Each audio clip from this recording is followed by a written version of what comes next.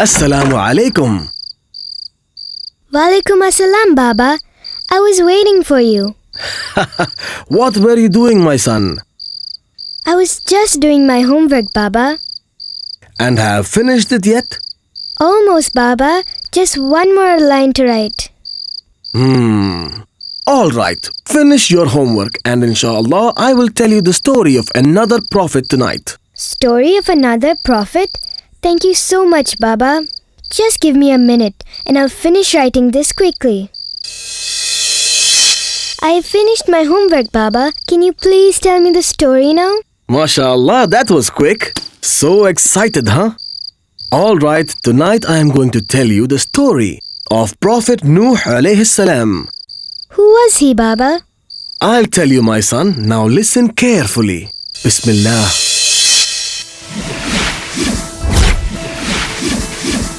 The story of Prophet Nuh alayhi salam.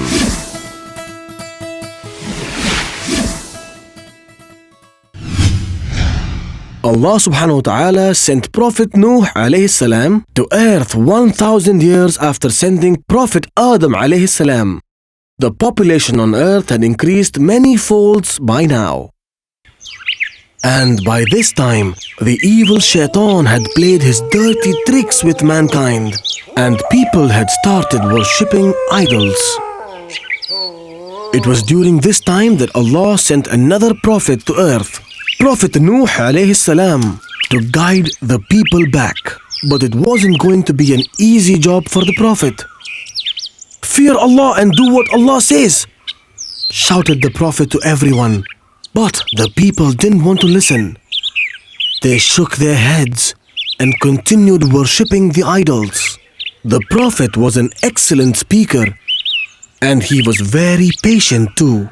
Don't you understand that it was Allah who created this whole world? Shouted the prophet. It was Allah who created the sun, the moon, and the stars you see in the sky. He created the rivers, the mountains, the trees, and everything you see around. He did all this for you, and you alone. Then why are you not showing him any respect? Why are you worshipping these idols? But the people turned their backs on him, saying, who are you to advise us? You're just another man, and we think that you're lying. Go away and leave us alone.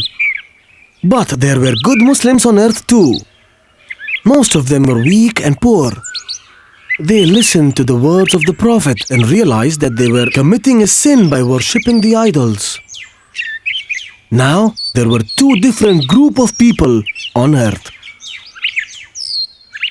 One who worshipped Allah subhanahu wa ta'ala, and the others who continued idol worship.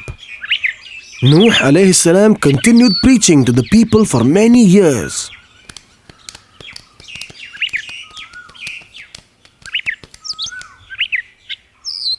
The idol worshippers soon became tired of the Prophet. You've been preaching lies for long enough, they said. We are going to stone you if you do not stop. But the Prophet ignored them and continued calling the people tirelessly. He preached to them during the day and the night. On many occasions, he was stoned by the idol worshippers while preaching to the crowd. He was even beaten with the sticks. You are no different from us, shouted the idol worshippers. You are no prophet. You are just another man. And why should we listen to you? I am telling you the truth. The Prophet pleaded to them. You are committing a sin by worshipping the idols. But the people didn't listen and they beat him again. I fear for you. Allah is going to punish you one day, the Prophet shouted to them. But the people had no shame and they said, he is a fool. Don't listen to him. All this pain did not let the Prophet to stop calling out to the people.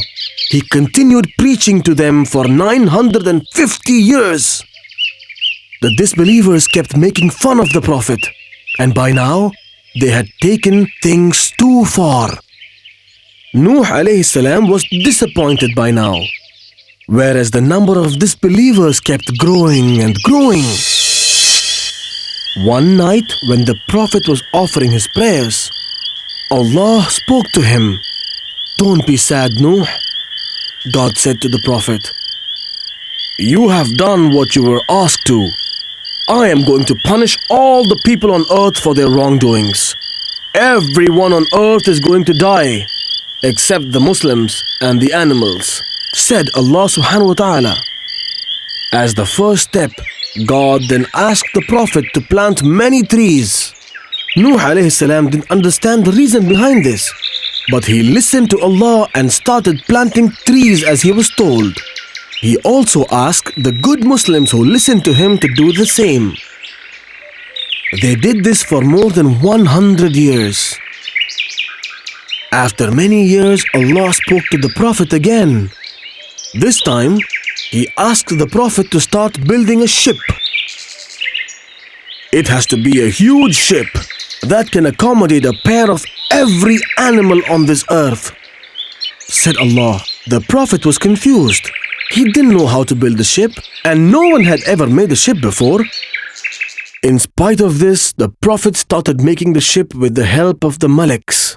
First, they made plans for building the ship. No one knows the exact size of the ship. Some say it had a length of 600 feet, and others say it had a length of 2,400 feet. Whatever it was, the ship was sure going to be a gigantic one. "We will help you to build the ship," said his children and the Muslims, and they joined the Prophet. First, the Prophet had to choose a place for building the ship. He chose the mountains far, far away from the city. The Prophet collected the tools and set out to build the ship. They started cutting down the trees for wood. Yes, it was the same trees he had planted more than 100 years back. Then they started building the ship as per the plan. The men worked very hard, day and night, to build the ship.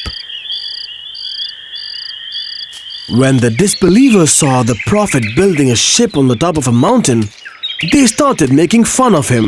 "Haha, you are such an old fool," they said.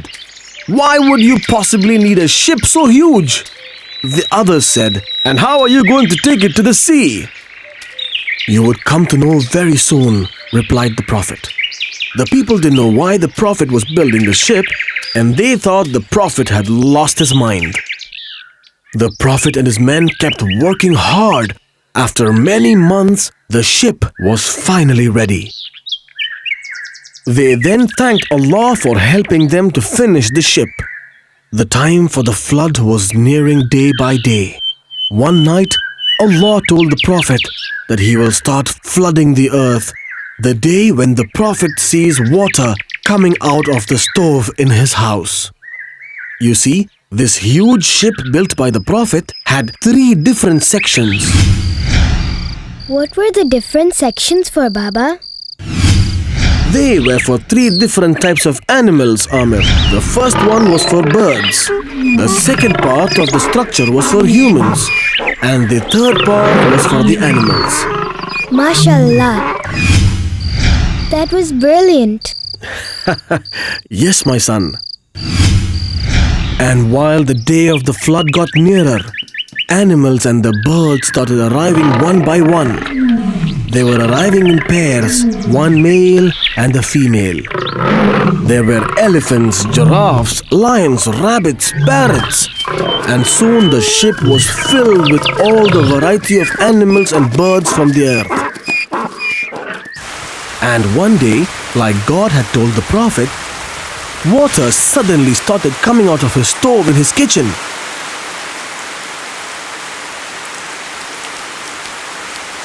This was the sign Nuh alayhi salam was waiting for. He knew that the time of the flood had arrived. When he went out, he saw that it had started raining too. Without wasting any time, he ran out and called all the good Muslims who had helped him to build the ship. He asked all of them to board the ship immediately. The disbelievers didn't understand what was going on. So they kept laughing at the Prophet. "Look at the old fool," they said. "What is he going to do with all those animals and men?" The Prophet ignored them and asked his wives and sons to board the ship quickly. Everyone obeyed him, except for one of his wife and her son, who were not his followers. "I will save myself from the water," his son said. "Don't worry about me." The water levels had gone up by now, so the Prophet ran to board the ship. A terrible flood broke out, and the water levels began to rise rapidly. The earth's crust moved, and ocean floors started rising, which caused it to flood the dry lands. The rains didn't stop for hours either. By now, people realized that what the Prophet told them was true, and they ran towards the mountains to save themselves. The Prophet saw that his wife and son were climbing a mountain to escape from the water. So he shouted to them, "Come and board the ship! Save yourself!" But they ignored him and climbed to the top of the mountain. Then a huge wave, bigger than the mountain they stood on, came and hit them, killing both of them. These enormous waves killed all other disbelievers as well. The water kept rising and rising, and after some time, the earth was completely filled with water. Then Nuh alayhi salam said, "Bismillah." When the Prophet uttered these words, the ship started moving. The rains had stopped by now, but the entire earth was filled with water. The Prophet knew that he had to keep sailing for a long, long time. But didn't the animals hurt each other? Then how did they live together? The ship had 80 people in it, and the Prophet had taken precautions to store enough food for the men and the animals. Allah had it all planned, my son. He made the ship suitable for the silent sheep as well as the violent lion. All the violent animals were down with some or the other sickness. All of them were living together. But the Prophet faced a lot of trouble because of the rats. They were everywhere, running up and down, nibbling there, nibbling here. They were really the troublemakers. And then Prophet prayed to the God, and it was then Allah created the cats. The cats hunted down the rats, and after some time, the rats started behaving as well. Like that, Allah subhanahu wa ta'ala solved many problems that the Prophet had to face during the journey. They had sailed for about 150 days by now, and they couldn't find land anywhere they could see.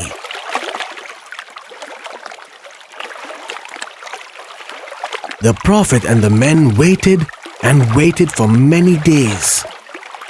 The Prophet then decided to send a crow to see if it could find land anywhere, but the crow didn't return at all.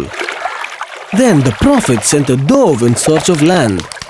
The dove flew away, and after a few days, returned with a branch of olive tree in its beaks. The Prophet and his family were really happy, as they knew that they were close to the land.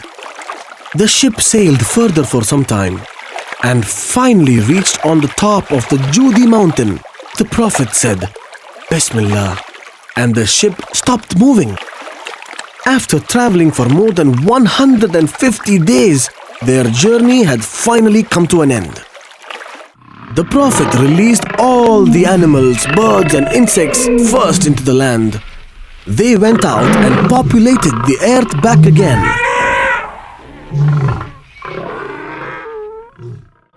The Prophet and other Muslims came out of the ship, and the first thing he did was to put his forehead to the ground in prostration. And that was a new beginning for the human race. That was such a great story, Baba. MashaAllah, I am glad you liked it, my son. Now, shall I ask you a few questions from the story? Yes, Baba. Alright, now tell me, why did Allah subhanahu wa ta'ala send Prophet Nuh alayhi salam to the earth? He sent the Prophet to call people back to Allah. That's correct, my son. Now for the next question.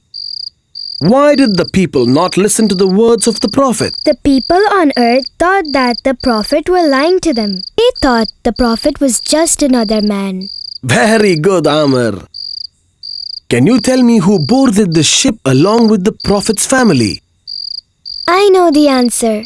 The Muslims boarded the ship too. The animals, birds, and the insects boarded the ship as well. That's correct again. And now for the final question. Tell me the name of the mountain where the ship finally landed. Was it Judy Mountain, Baba? You are right, my son. MashaAllah, you gave me all the right answers. Thanks, Baba. Alright, that's all for today. I'll tell you another story tomorrow, my son. Ma'asalama.